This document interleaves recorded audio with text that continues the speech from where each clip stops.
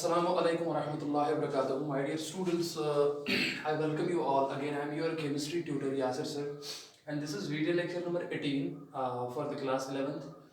आज के video lecture में हमें आयोनिक इक्विलिब्रियम पार्ट जो है वो स्टार्ट करना है। तो आज ये हमारा एक डिफरेंट पार्ट होगा, यानी कि इक्विलिब्रियम चैप्टर जो है बेसिकली वो दो पार्ट्स में हम डिस्कस करते हैं। पहला पार्ट जो है उसको हम केमिकल इक्विलिब्रियम कहते हैं और दूसरा पार्ट आयोनिक इक्विलिब्रियम कहलाता है।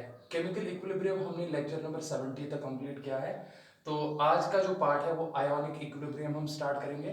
तो बिफोर कि हम ये पार्ट स्टार्ट करेंगे, मैं आप को ये कहना चाहता हूँ कि you should first know some important points regarding the part ionic equilibrium. पहली बात, ये भी एक कॉन्सेप्ट ऑफ इक्विलिब्रियम ही है, यानी कि यहाँ पे भी हम क्या कर रहे हैं, यहाँ पे भी हम कॉन्सेप्ट ऑफ इक्विलिब्रियम पढ़ते हैं डियर स्टूडेंट्स।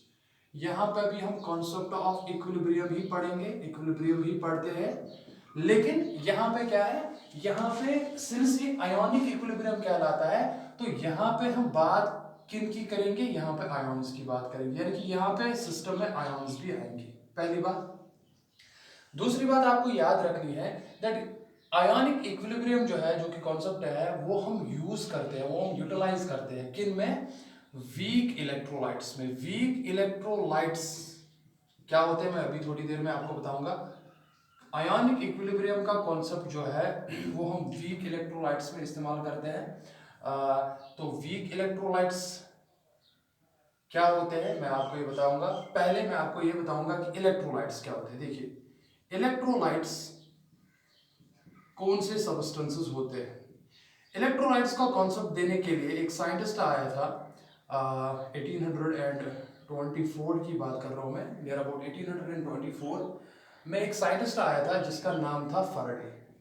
फैराडे ने क्या कहा, फैराडे ने कहा that there are certain substances which have tendency to dissolve in water means aqueous solution and produce ions। यानी कि इलेक्ट्रोलाइट्स ऐसे सब्सटेंस है जो कि डिसॉल्व होते हैं, मैं यहाँ पे लिखता हूं, जो कि डिसॉल्व होते हैं वाटर में। वाटर में जो चीज आप डिसॉल्व करते हो उसको आप एक्वस सॉल्यूशन भी कहते हो डियर स्टूडेंट्स। तो इन्होंने कहा कि वो सब्सटेंसेस जो पानी में डिसॉल्व होंगे, यानी कि वाटर में डिसॉल्व होंगे, and they will furnish ions. वो सबस्टेंसेस जो पानी में डिसॉल्व होके आयॉन्स प्रोड्यूस करेंगे, उन सबस्टेंसेस को हम जनरल नाम देते हैं इलेक्ट्रोलाइट्स। पहले बात ये आप याद रखिए। Now, so far as the electrolytes are concerned, there are many substances which when dissolved in water, they produce ions. They produce ions. लेकिन so far as the electrolyte types are concerned, there are two types of electrolytes. One is जिसको हम कहते हैं strong electrolytes. मैं ये चीज आपको clear करूंगा।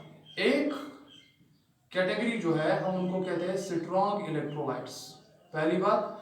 और दूसरी कैटेगरी जो इसमें आती है डियर स्टूडेंट्स, उनको हम कहते हैं वीक इलेक्ट्रोलाइट्स। तो मैं यहाँ पे लिखता हूं strong electrolytes and weak electrolytes. पहली बात, जब भी हम आयोनिक इक्विलिब्रियम की बात करेंगे तो उस टाइम हम खाली वीक इलेक्ट्रोलाइट्स की बात करेंगे।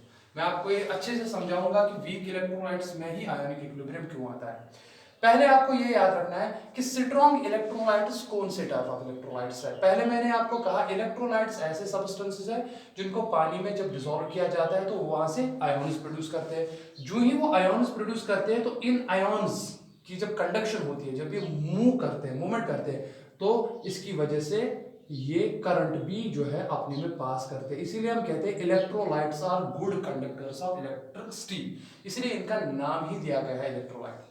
देखिए, इंपॉर्टेंट बात, यहाँ पे मैं स्ट्रॉन्ग और वीक इलेक्ट्रोलाइट की मैंने बात की, तो चलो मैं यहाँ पे आपको स्ट्रॉन्ग इलेक्ट्रोलाइट की बात करता हूँ। जो कि पहले मैंने आपको कॉन्सेप्ट बताया कि आयोनिक इक्विलिब्रियम का जो कॉन्सेप्ट है वो खाली एंड खाली हम वीक इलेक्ट्रोलाइट्स के केस में इस्तेमाल करते हैं। तो यहाँ पे मैं स्टार डाल देता हूँ। इसका मतलब है स्ट्रॉन्ग इलेक्ट्रोलाइट्स के केस में आयोनिक इक्विलिब्रियम का कॉन्सेप्ट नहीं आता है। लेकिन स्ट्रॉन्ग इलेक्ट्रोलाइट होता क्या है ये पता होना चाहिए। देखो, मैं यहाँ पे लिखता हूँ स्ट्रॉन्ग इलेक्ट्रोलाइट। मैंने आपको अभी कहा दैट इलेक्ट्रोलाइट एक ऐसा सबस्टेंस है जिसको आप पानी में डिसॉल्व करते हो और पानी में डिसॉल्व करते ही वो आयॉन्स प्रोड्यूस करता है। लेकिन अब इसमें से स्ट्रॉन्ग इलेक्ट्रोलाइट्स क्या होता है, स्ट्रॉन्ग इलेक्ट्रोलाइट्स क्या होते हैं। स्ट्रॉन्ग इलेक्ट्रोलाइट्स वो इलेक्ट्रोलाइट्स होते हैं, वो सबस्टेंस होते हैं जो 100% जिनकी डिसोसिएशन होती है, विच आर 100% का मतलब है fully, which are 100% dissociated, which are 100% dissociated in their aqueous solutions. देखो मैंने यहाँ पे पॉइंट लिखा, which are 100% dissociated in their aqueous solutions. Aqueous solutions का मतलब है जब आप इसको पानी डालते हो, इलेक्ट्रोलाइट को जब आप पानी डालोगे तो बन गया इलेक्ट्रोलाइट का सॉल्यूशन पानी में, उसको कहते हैं एक्वस सॉल्यूशन। यानी कि जो ही आप इन सबस्टेंसेस में पानी डालते हो तो जितने आयॉन्स बनने होते हैं सारे के सारे बन जाते हैं। यानी कि those electrolytes which are 100% which are fully dissociated in their aqueous solutions, उनको हम कहते हैं स्ट्रॉन्ग इलेक्ट्रोलाइट्स। इनका मतलब है, अब मैं एक और टर्म इसमें इस्तेमाल करूंगा, थोड़ी देर बाद इस्तेमाल करूंगा, लेकिन पहले मैं एग्जांपल दूंगा। फॉर एग्जांपल कौन से ऐसे इलेक्ट्रोलाइट है जो पानी में डाल के 100% डिसोसिएट होते हैं? For example NaCl, for example KCl, for example Na2SO4, बहुत सारे ऐसे साल्ट्स हैं। For example HCl hydrochloric acid, for example H2SO4, for example HNO3 nitric acid. देखिए for example NaOH base, strong base, इसको स्ट्रॉन्ग बेस भी कहते हैं NaOH, for example KOH etcetera. यानी कि जो ये सबस्टेंसेस जिनके मैंने नाम लिखे ये स्ट्रॉन्ग इलेक्ट्रोलाइट्स है। कहने का क्या मतलब है डियर स्टूडेंट्स, यानी कि जब आप इन सबस्टेंसेस को पानी में डालोगे ये 100% इनकी डिसोसिएशन होगी। कैसे होगी डिसोसिएशन मैं आपको यहाँ पे बताता हूँ, और उसी के रिलेटेड मुझे एक और इंपॉर्टेंट चीज आपको बतानी है जो कि इस कॉन्सेप्ट में आता है, जिसको आप डिग्री ऑफ डिसोसिएशन कहते हो या डिग्री ऑफ आयोनाइजेशन कहते हो, वो भी हम इसमें कहेंगे। देखिए चलो मैं एक एग्जांपल यहाँ पे लेता हूँ, तो चलिए ठीक है मैं यहाँ पे इरेज करता हूँ। ये बात आपने याद रखी कि आयोनिक इक्विलिब्रियम की जब हम बात करेंगे तो वहां पे खाली हम वीक इलेक्ट्रोलाइट्स की बात करेंगे, लेकिन उससे पहले स्ट्रॉन्ग इलेक्ट्रोलाइट का पता होना जरूरी है। फिर से कह रहा हूँ, स्ट्रॉन्ग इलेक्ट्रोलाइट्स वो इलेक्ट्रोलाइट्स होते हैं, वो सबस्टेंसेस होते हैं जिनको जब आप पानी में डालते हो तो उनकी 100% डिसोसिएशन होती है और वहां पे आयॉन्स प्रोड्यूस हो जाते हैं। फॉर एग्जांपल मैं आपको एक सिंपल से एग्जांपल दूंगा। मान लो मेरे पास है NaCl, देखो मैंने यहाँ पे लिखा NaCl, आपने NaCl को पानी में डाला H2O, ऐसे आप डियर स्टूडेंट से ऐसे भी लिख सकते हो कि कोई बुक में देखिएगा तो वहां पे ऐसे भी लिखा हो सकता है NaCl एक्वस, इसका मतलब और इसका मतलब एक ही है। अब देखिए ये क्या होगा काम यहां पे, चलो ये मैं इरेज करता हूं बिकॉज ये मैंने आपको सिखाया। देखिए अब मान लो मैं क्या कर रहा हूं काम, मैं जब NaCl एक इलेक्ट्रोलाइट है, जब मैंने पानी में डाला तो इसकी डिसोसिएशन होती है। जब इसकी डिसोसिएशन होती है डियर स्टूडेंट्स सबको पता है ये तो देगा एक Na पॉजिटिव यानी कि कैटायन वाटर में, यानी कि एक्वस लिखूंगा, प्लस Cl नेगेटिव वाटर में देगा, दैट इज एक्वस, सबको पता है ना। अब देखो 100% डिसोसिएशन का क्या मतलब है। मान लो अगर मैंने NaCl के 100 यूनिट्स लिए थे, मान लो 100 यूनिट लिए थे, 100 मैंने पानी में डाले, इनकी डिसोसिएशन होगी, ये अलग अलग होगी। इसका मतलब है अगर आप देखोगे ये भी 100 बनेंगे और ये भी 100 बनेंगे। देखिए आपने अजान हो गई, शायद अजान हो रही, तो कहने का मतलब ये है दैट आपने 100 NaCl यूनिट डाले, एक NaCl यूनिट जब डिसोसिएट होता है, देखो अगर मैं यहाँ पे 1 लिखूंगा, एक NaCl जब वाटर में डिसोसिएट होता है वो एक Na पॉजिटिव देता है, एक Cl नेगेटिव देता है। लेकिन अगर आपने 100 लिए तो उसमें 100 Na पॉजिटिव निकलेंगे, 100 Cl नेगेटिव निकलेंगे। कहने का क्या मतलब है, कहने का मतलब यह है दैट जितने आपने डाले सारे के सारे डिसोसिएट हो गए, इसको डिसोसिएशन कहते हैं, ठीक है ना। तो यहां पे 100% डिसोसिएशन होती है, और जब ये डिसोसिएट होते हैं तो इनकी बैक टेंडेंसी वापस नहीं होती है कि ये वापस NaCl बनाए। As long as water is there ये डिसोसिएटेड फॉर्म में ही रहेंगे, इसीलिए हम यहाँ पे सिंगल हेडेड एरो दिखाते हैं। तो जहां पे कंप्लीट डिसोसिएशन होती है, मैं ऊपर लिख सकता हूं यहाँ पे कंप्लीट डिसोसिएशन, डियर स्टूडेंट्स जहां पे कंप्लीट डिसोसिएशन होती है ना वहां पे एक ही एरो दिखाया जाता है, सिंगल हेडेड एरो, यानी कि खाली फॉरवर्ड डायरेक्शन में जा रहा है। तो यहां पे इसका मतलब ये हुआ है कि 100% डिसोसिएशन हुआ, इसीलिए हम इसको क्या कहेंगे, स्ट्रॉन्ग इलेक्ट्रोलाइट। इसी तरीके से आप KCl ले लो, सोडियम सल्फेट ले लो, हाइड्रोक्लोरिक एसिड ले लो, HNO3 ले लो, यानी कि जो मैंने नीचे आपको एग्जांपल दिए ये सारे के सारे एग्जांपल स्ट्रॉन्ग इलेक्ट्रोलाइट के हैं। कहने का मतलब यह है जितनी भी आप क्वांटिटी इनकी लोगे, जब इनको आप पानी में डालोगे इनकी 100% डिसोसिएशन होगी और ये आयंस बनाएंगे। अब देखिए सिंस यहां पे डबल हेडेड एरो नहीं आता, यानी कि ये प्रोसेस जो है रिवर्स डायरेक्शन में नहीं जाती, यानी कि ये रिवर्सिबल नहीं है। जब ये रिवर्सिबल नहीं है तो वहां पे इक्विलिब्रियम नहीं आ सकता। इसीलिए हम कहते हैं आयोनिक इक्विलिब्रियम, जहां पे आयॉन्स इन्वॉल्व होते हैं, वो स्ट्रॉन्ग इलेक्ट्रोलाइट्स के केस में नहीं आते। लेकिन बिफोर मैं आगे चलूं, मैं आपको एक कॉन्सेप्ट यहाँ पे बताना चाहता हूँ। वो क्या है, वो यहाँ पे आप याद रखेंगे। मैं एक कॉन्सेप्ट इस्तेमाल करता हूँ, उसको कहते हैं डिग्री ऑफ डिसोसिएशन। इस बात को समझिए, डिग्री ऑफ डिसोसिएशन, आप उसको डिग्री ऑफ आयोनाइजेशन भी कह सकते हो। कुछ बुक्स में आयोनाइजेशन भी लिखा होता है, डिसोसिएशन भी लिखा होता है। इसका क्या मतलब है? इसका मतलब है नंबर ऑफ मॉलिक्यूल्स डिसोसिएटेड या आयोनाइज्ड भी आप लिख सकते हो। Number of molecules dissociated divided by total number of molecules. Dear students, इस बात को आप आराम से समझिए, क्या है इसका मतलब। चलो मैं पहले ये पार्ट इरेज करता हूं, स्ट्रॉन्ग और वीक। ये चीजें मैंने आपको बताई कि there are two types of electrolytes, one is strong electrolyte, another is weak electrolyte. देखिए मैं क्या कह रहा हूं, मैं आपको कह रहा हूं दैट अगर आपके पास 100 मॉलिक्यूल्स है, 100 मॉलिक्यूल्स में से कितने मॉलिक्यूल्स डिसोसिएट हुए, उसी को हम लिखते हैं नंबर ऑफ मॉलिक्यूल्स डिसोसिएटेड, यानी कि कितने मॉलिक्यूल्स डिसोसिएट हुए, divided by total number of molecules, means total में से कितने डिसोसिएट हुए। और इसको आप ऐसे भी लिख सकते हो, फ्रैक्शन ऑफ द मॉलिक्यूल्स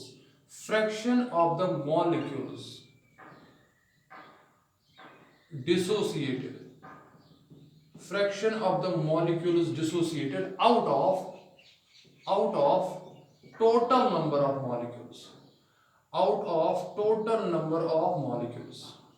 यानी कि टोटल मॉलिक्यूल्स में से कितने मॉलिक्यूल्स डिसोसिएट हुए, उसको हम कहते हैं डिग्री ऑफ डिसोसिएशन या डिग्री ऑफ आयोनाइजेशन। और डिग्री ऑफ डिसोसिएशन या डिग्री ऑफ आयोनाइजेशन को हम एक सिंबल से रिप्रेजेंट करते हैं, जिसको हम कहते हैं अल्फा। देखिए अल्फा, सो अल्फा किसके बराबर है, कितने नंबर ऑफ मॉलिक्यूल्स डिसोसिएट हुए। देखो कितने नंबर ऑफ मॉलिक्यूल्स जो है वो डिसोसिएट हुए, डिसोसिएटेड, कितने नंबर ऑफ मॉलिक्यूल्स डिसोसिएट हुए, किन में से, टोटल नंबर जो आपने लिया था, out of total number of molecules. Dear students बड़े आराम से सुनिए। अब देखिए इस चीज को आप याद रखेंगे, इस फॉर्मूला को। सो डिग्री ऑफ डिसोसिएशन और degree of ionization is equal to the number of molecules dissociated divided by the total number of molecules. That means उसको हम ऐसे भी लिख सकते हैं, fraction of the molecules dissociated out of total number of molecules. Total molecules में से कितने नंबर ऑफ मॉलिक्यूल्स डिसोसिएट हुए, उसको हम कहते हैं डिग्री ऑफ डिसोसिएशन और डिग्री ऑफ आयोनाइजेशन भी, और उसको अल्फा से रिप्रेजेंट किया जाता है ना। फॉर स्ट्रॉन्ग इलेक्ट्रोलाइट, अब आपने खुद ही देखा, फॉर स्ट्रॉन्ग इलेक्ट्रोलाइट में ऊपर लिख सकता हूं यहाँ पे फॉर स्ट्रॉन्ग इलेक्ट्रोलाइट। अगर आपके पास इलेक्ट्रोलाइट स्ट्रॉन्ग है, मैं यहाँ पे लिखता हूं फॉर स्ट्रॉन्ग इलेक्ट्रोलाइट। खुद ही देखो, देखिए मैंने यहाँ पे एक स्ट्रॉन्ग इलेक्ट्रोलाइट की एग्जांपल ली। NaCl में से आपने 100 मॉलिक्यूल लिए, 100 के 100 डिसोसिएट हो गए। देखिए तो इसका मतलब है आपने लिए कितने थे, नंबर ऑफ मॉलिक्यूल्स 100, डिसोसिएट कितने हुए, सारे के सारे 100। तो 100 डिवाइडेड बाय 100 अगर आएगा, देखिए ना, तो अगर मैं यहाँ पे लिखूंगा for example for strong electrolyte NaCl, चलिए NaCl की हम एग्जांपल लेंगे, NaCl। बताइए इसका अल्फा, यानी कि अल्फा फॉर NaCl आपको पता है स्ट्रॉन्ग इलेक्ट्रोलाइट, इसकी डिसोसिएशन 100% होती है, जितने लिए सारे के सारे डिसोसिएट हो गए। तो फॉर एग्जांपल यहाँ पे अगर आप देखोगे मैंने लिए कितने थे, मैंने 100 लिए थे, मैं लिखूंगा 100 मॉलिक्यूल डिसोसिएट हुए। लिए कितने थे, वो भी 100 लिए थे। समझ आ रहा है ना सबको? तो 100 divided by 100 that is equal to 1। इसका मतलब है स्ट्रॉन्ग इलेक्ट्रोलाइट्स के लिए अल्फा जो है वो 1 है। तो यहाँ पे देखो 1 निकला। तो अल्फा जब आपका 1 निकलेगा, यूनिटी निकलेगा, इसका मतलब यूनिटी, इसका मतलब है यूनिटी निकला, unity. When alpha, that is degree of dissociation or degree of ionization for an electrolyte is equal to 1, आप समझ लेना दिमाग में कि उस टाइम वो इलेक्ट्रोलाइट जो है वो स्ट्रॉन्ग इलेक्ट्रोलाइट है। और स्ट्रॉन्ग इलेक्ट्रोलाइट्स की जब हम बात करते हैं तो उनकी 100% डिसोसिएशन होती है, और प्रोसेस जो है वो हम खाली एक ही एरो से दिखाते हैं जो पॉइंट करता है फ्रॉम लेफ्ट टू राइट, वो बैकवर्ड में नहीं जाता, ये खाली फॉरवर्ड में जाता है। आप HCl ले लो, हाइड्रोक्लोरिक एसिड, आप सल्फ्यूरिक एसिड ले लीजिए, उनकी 100% डिसोसिएशन होती है, तो इसीलिए वो जो है कंप्लीट डिसोसिएट हो जाते हैं। जब वो कंप्लीट डिसोसिएट होंगे यानी कि प्रोसेस जो है वो बैक डायरेक्शन में नहीं हो सकती, यानी कि रिवर्सिबल नहीं है, तो वैसी प्रोसेसेस में, वैसे आयोनिक जो रिएक्शंस होती है उनमें इक्विलिब्रियम नहीं आता। इसलिए हम आयोनिक इक्विलिब्रियम का concept dear students strong electrolytes के केस के लिए नहीं पढ़ते। स्ट्रॉन्ग इलेक्ट्रोलाइट्स में आयोनिक इक्विलिब्रियम का कॉन्सेप्ट नहीं है। लेकिन अब अगर, जो कि मैंने दूसरा टाइप आपको इलेक्ट्रोलाइट का बताया, यानी कि अब अगर हमारे पास वीक इलेक्ट्रोलाइट है, आई होप ये आपको समझ आया अल्फा क्या होता है, डिग्री ऑफ डिसोसिएशन। देखिए, जब अब हमारे पास वीक इलेक्ट्रोलाइट होता है, पहले आपको समझना है वीक इलेक्ट्रोलाइट होता क्या है, तो मैं यहां पे लिखता हूं वीक इलेक्ट्रोलाइट होता क्या है। देखिए, वीक इलेक्ट्रोलाइट, बताइए डियर स्टूडेंट्स, वीक इलेक्ट्रोलाइट का क्या मतलब है। इलेक्ट्रोलाइट तो समझते हो आप, जो पानी में डिसॉल्व करके आयोन्स प्रोड्यूस करता है, ये भी करेगा, लेकिन इसकी 100% डिसोसिएट नहीं होती। Weak electrolyte is that electrolyte, those types of electrolytes which are partially, मैं यहां पे लिखता हूं which are partially dissociated, which are partially dissociated, आप टर्म आयोनाइज्ड भी लिख सकते हो, which are partially dissociated or ionized in their aqueous solutions, यानी कि इनका नेचर ही ऐसा होता है कि इनकी 100% डिसोसिएशन नहीं होती है, ये पार्शियली डिसोसिएट होते हैं, तो ये पार्शियली डिसोसिएट हो जाते हैं इन देयर एक्वस सॉल्यूशंस। ठीक है, जब इनकी पार्शियल डिसोसिएशन होती है तो यहां पे आप क्या करोगे, देखो मैं एग्जांपल लूंगा। फॉर एग्जांपल पार्शियली डिसोसिएटेड का क्या मतलब है डियर स्टूडेंट्स, 100% डिसोसिएशन इनकी नहीं होती है। अब देखिए फॉर एग्जांपल वीक एसिड्स जो होते हैं, वीक एसिड्स, इस चीज को आप समझिए, वीक एसिड्स जितने भी है वो सारे के सारे वीक इलेक्ट्रोलाइट में आते हैं, जैसे CH3COOH, एसिडिक एसिड इसको कहते हो, HCOOH, फॉर्मिक एसिड इसको कहते हो, एटसेट्रा, या एक और मैं लिखूंगा H2CO3, इसको कार्बोनिक एसिड कहते हैं। सबको समझ आ रहा है? These are some of the examples of weak acid. Weak acid जो भी होंगे उनकी 100% डिसोसिएशन नहीं होती है, वो पार्शियली आयोनाइज हो जाते हैं, इसलिए वो वीक इलेक्ट्रोलाइट की कैटेगरी में आएंगे। फॉर एग्जांपल एक और मैं लिखता हूं यहाँ पे वीक बेसिस, वीक एसिड्स और वीक बेसिस जो होते हैं, जैसे वीक बेस क्या है, NH4OH, जैसे ये है, सबको समझ आ रहा है ना। या अगर आप देखोगे calcium hydroxide CaOH whole two, ऐसे कैल्शियम हाइड्रोक्साइड, या अल्युमिनियम हाइड्रोक्साइड होता है AlOH होल 3, ये कुछ ऐसे एग्जांपल्स है एक्स्ट्रा मैं लिखता हूं यहाँ पे बेसिस के, जिनकी भी डिसोसिएशन 100% नहीं होती है, इसलिए वो भी किस कैटेगरी में आएगी, वीक इलेक्ट्रोलाइट की कैटेगरी में आएगी। अब देखिए, अब मैं आपको डिसोसिएशन दिखाऊंगा, उसके बाद हम देखेंगे अल्फा इनका क्या आएगा। एक इंपॉर्टेंट बात आप ध्यान में रखिए कि ये पहले ही आप ध्यान में रखिए, वीक इलेक्ट्रोलाइट्स के लिए अल्फा का वैल्यू 100 तो होगा नहीं, कॉमन सेंस है, बिकॉज उनकी 100% डिसोसिएशन नहीं होती। अगर 100% डिसोसिएशन होती तो अल्फा यूनिटी के बराबर है, तो जब वहां पे डिसोसिएशन कम होगी, जाहिर सी बात है ये लेस देन 1 आएगा। अल्फा जो वीक इलेक्ट्रोलाइट्स के केस में वो लेस देन 1 आएगा।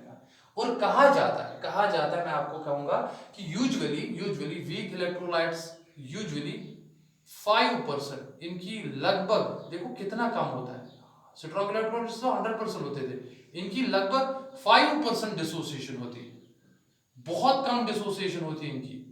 हाँ, कभी कभार आप इस पार्ट को इंक्रीज भी कर सकते हैं, तो वो देखेंगे फिर बाद में किस फैक्टर्स पर डिपेंड करेगा।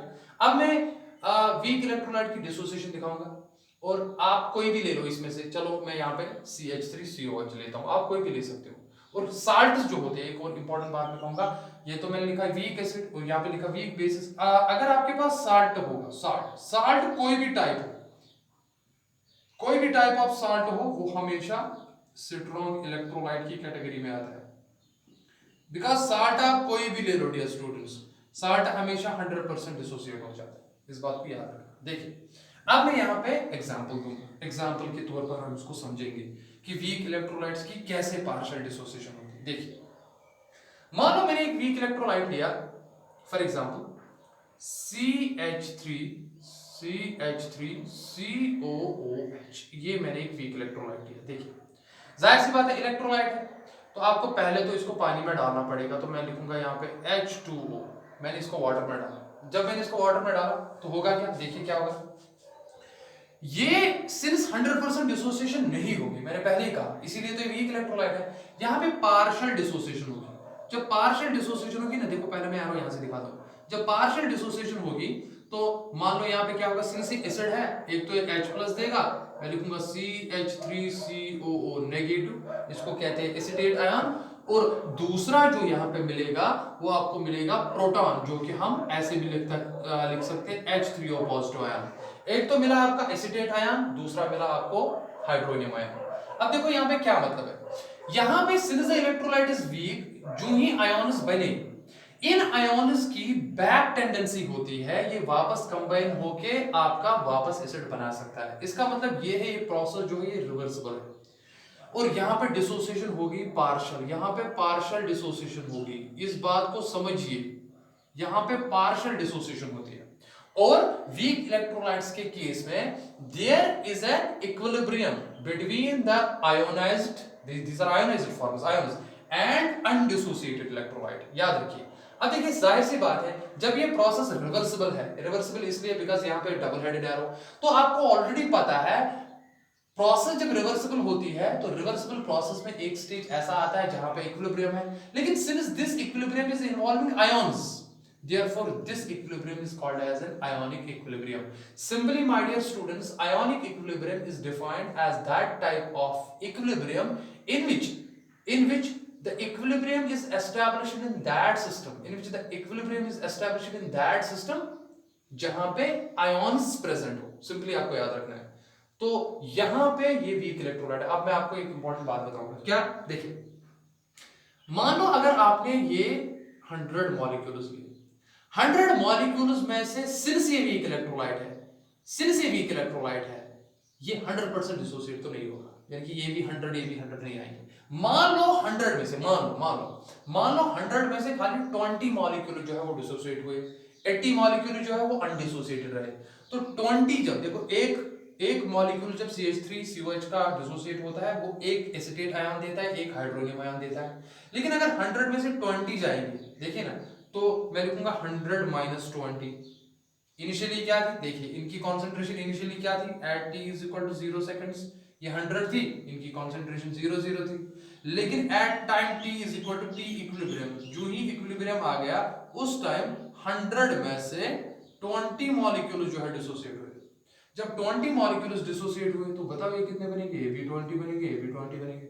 100 नहीं बने, 20 बने, तो बताओ इसमें कितना रह गया, 100 माइनस 20, इसका मतलब यहाँ पे 80 रह गया। 80 जो यहाँ पे रहा ना, ये अनडिसोसिएटेड है। अब ये डिसोसिएट नहीं हो रहा है, यहाँ पे ये अनडिसोसिएटेड फॉर्म में हो रहा है, और ये डिसोसिएटेड फॉर्म है। और आप देखोगे एक स्टेज आएगा जब इनकी मोलर कॉन्सेंट्रेशन और अनडिसोसिएटेड फॉर्म की कॉन्सेंट्रेशन इक्वल होगी, यानी कि इक्वल तो नहीं होगी लेकिन चेंज नहीं होगी, कांस्टेंट रहेगी। हम उस स्टेज को कहेंगे इक्विलिब्रियम आ गया। उस इक्विलिब्रियम को जहां पे आयन्स इन्वॉल्व होते हैं, when the equilibrium is established between the ions and their undissociated form and their undissociated electrolyte, such an equilibrium is called as ionic equilibrium. सबको क्लियर होगा। और सिंस यहां पे 100% डिसोसिएशन नहीं होती, जितने मॉलिक्यूल्स आपने लिए उतने नंबर ऑफ मॉलिक्यूल्स डिसोसिएट नहीं हो रहे, तो याद रखिए इसका मतलब है फॉर वीक इलेक्ट्रोलाइट्स, यहां पे मैं लिखता हूं for weak electrolytes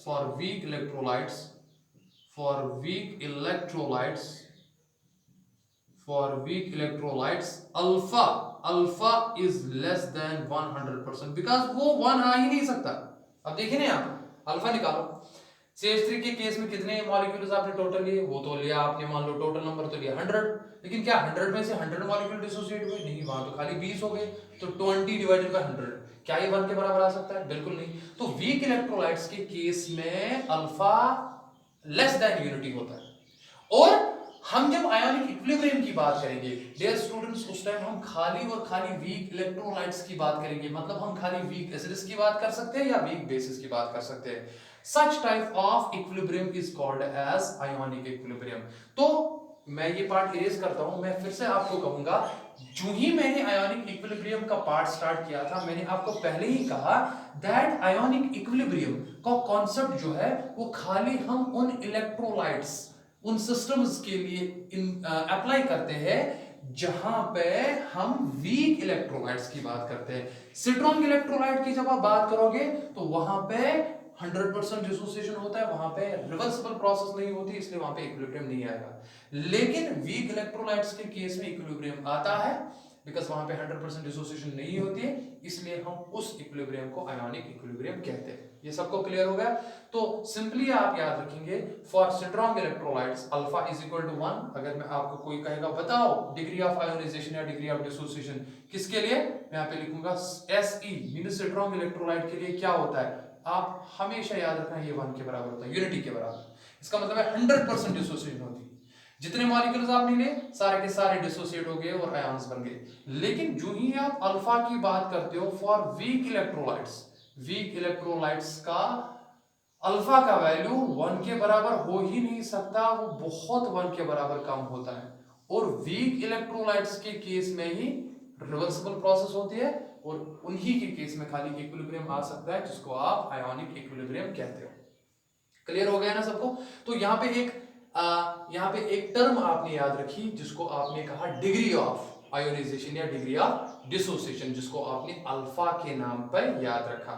so when there is an equilibrium which is established between the ions and they are undissociated for the weak electrolytes, such an equilibrium is called as ionic equilibrium. अब देखो, आपको समझाने के लिए मैं एक general सा concept देता हूं, उसके बाद हम इसको आगे पढ़ेंगे इंशाल्लाह। देखिए, लेट अस सपोज मेरे पास एक जनरल, मैं यहां पे ऐसे लिखता हूं, मेरे पास एक जनरल वीक इलेक्ट्रोलाइट। देखिए, एक जनरल वीक इलेक्ट्रोलाइट है मेरे पास, बिकॉज अब मुझे खाली वीक इलेक्ट्रोलाइट की बात करनी है, क्योंकि मुझे आयोनिक इक्विलिब्रियम पढ़ना है। स्ट्रॉन्ग इलेक्ट्रोलाइट्स को हम नहीं ले सकते। एक जनरल वीक इलेक्ट्रोलाइट क्या है, लेट्स सपोज उस वीक इलेक्ट्रोलाइट का मैं नाम दूंगा AB एक वीक इलेक्ट्रोलाइट। अब आप क्या करेंगे काम, इसकी डिसोसिएशन आप दिखाएंगे, आप इसको पानी में डालोगे। देखिए, मैं कहूंगा लेट्स सपोज ये जो वीक इलेक्ट्रोलाइट AB है, इसको मैंने पानी में डाला। जो ही मैंने पानी में डाला तो पानी क्या करेगा, ये इलेक्ट्रोलाइट को डिसोसिएट करता है कैटायन पार्ट और एनायन पार्ट में। सिंस ये वीक इलेक्ट्रोलाइट है तो यहाँ पे प्रोसेस रिवर्सिबल होगा। मान लो एक बन गया A plus aqueous, of course aqueous form में आएगा। मान लो एक कैटायन है, या चलो मैं आपके लिए थोड़ा इसको बहुत आसान करता हूं, मैं ऐसे लिखता हूं Ca। चलिए ऐसे लिखते हैं Ca, क्योंकि आपको पता है एक कैटायन पार्ट होगा दूसरा एनायन होगा, तो आपके लिए मैंने इजी कर दिया। एक कैटायन पार्ट होगा वो मैंने C से लिया, दूसरा उसमें एनायन पार्ट होता है उसको मैंने A से लिया, तो इसके लिए ज्यादा आसान हो जाएगा आपके लिए। आप AB भी लिख सकते हो। तो मान लो ये कैटायन पार्ट था C प्लस, और इसका दूसरा है एनायन पार्ट जो है वो A माइनस होगा, एक्वस फॉर्म में होगा। अब देखिए, मुझे बताओ एक टाइम आएगा जहां पे इक्विलिब्रियम आएगा, तो मैं यहां पे लिखूंगा at time t is equal to t equilibrium, यानी कि जब वो वक्त आ गया कि इस सिस्टम में इक्विलिब्रियम आएगा। बताओ डियर स्टूडेंट्स, इस प्रोसेस के लिए, इस वीक इलेक्ट्रोलाइट के लिए क्या मैं Kc लिख सकता हूं? बिल्कुल लिख सकता हूं। At equilibrium that is equilibrium constant, ठीक है ना। इक्विलिब्रियम कांस्टेंट किसके बराबर होगा सर? वो होगा बराबर molar concentration of cation that is aqueous form में जो है, multiplied by molar concentration of anion जो कि एक्वस फॉर्म में है, डिवाइडेड बाय, अब देखो यहां से क्या है, एक तो है अनडिसोसिएटेड इलेक्ट्रोलाइट जो होगा उस टाइम, और यहां पे वाटर भी साथ में है। देखिए, सबको यहां तक समझ आ गया? अब देखिए इसके बाद क्या होगा। सिंस मैं यहां पे साइड में लिखता हूं, सिंस वाटर एक तो आप एक्सेस में लेते हो, और मैंने आपको पिछली मर्तबा बताया दैट जब भी आप कोई सब्सटेंस यूजुअली सॉल्वेंट एक्सेस में लेते हो उसकी मोलर कॉन्सेंट्रेशन कांस्टेंट रहती है।